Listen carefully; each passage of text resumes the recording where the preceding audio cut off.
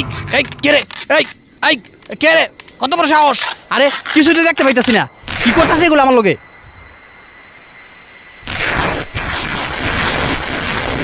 আরে এটা তো আমাদের ইমাম সাহেব ওই দাঁড়ান আপনার সাহস তো কম না আপনি কি মনে করছেন আমার পাঞ্জাবি ছিঁড়ে বাচ্চা দেবেন গা হে হুজুর কই যান দাঁড়ান দাঁড়ান দাঁড়ান কইতাছি হুজুর আপনি কোন যাইবেন আসর নামাজ পড়ানোর জন্যই তো মসজিদ আসতে হইব তখন আপনারা ধর্মু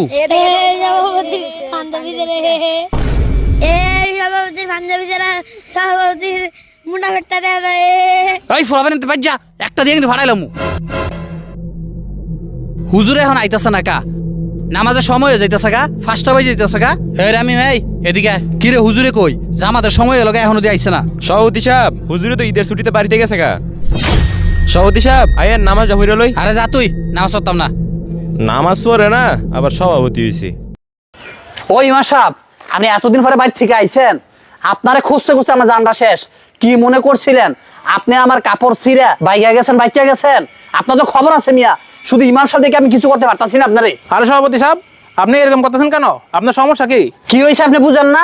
আপনি যে রাস্তার মধ্যে দাঁড়ায় আমার পাঞ্জাবিটা ছিঁড়ছেন আমার 2700 টাকার পাঞ্জাবিটা আপনি ছিঁড়ছেন ও আপনার পাঞ্জাবি গেছে না আচ্ছা ঠিক আছে পাঞ্জাবির টাইম দিয়ে দিতেছি ওই আপনি আমার টেহার গরম দেখান কয়টা বেতন পান আপনি সবার সামনে আপনি আমার অপমান করছেন ফোরাফাইন দেখে হাসছে আপনি আমার মান সম্মান শেষ করছেন সভাপতি সাহেব আপনার আবার মান সম্মানও আছে আপনি আমাকে 2 দিন আগে কি বলেছিলেন ওই কথাটা মনে আছে সভাপতি সাহেব কুরবানি চলে আসলো গরু কিনছেন ইমাম সাহেব এমন তো গরু কিনি নাই আসলে একটু অর্থনৈতিক সমস্যায় আসছি তো তারপরও কুরবানি দিতে হইব ঋণ করে এলো কুরবানি দেবো কুরবানি না দিলে মান সম্মান থাকবো সভাপতি সাহেব আপনি কুরবানি না দিলে আপনার মান সম্মান জায়গা শরম লাগে কিন্তু আপনি যে ফরজ নামাজ পড়েন না তখন আপনার লজ্জা লাগে না দাদা আপনি বেশি কথা কন মিয়া জান থেকে শোনেন আপনি কুরবানি না দিলে আপনার মান সম্মান চলে যায় ঋণ করে হইলো কুরবানি দেন অথচ কুরবানি কিন্তু সবার উপরে ফরজ না যাদের নির্দিষ্ট পরিমাণ সম্পদ আছে তাদের উপরই ফরজ আর অন্যদিকে নামাজ সবার উপরে ফরজ কোনো অবস্থাতেই নামাজ বাদ দেওয়া যাবে না সেই ফরজ নামাজে আপনি পড়েন না তখন কি আপনার মান সম্মান যায় না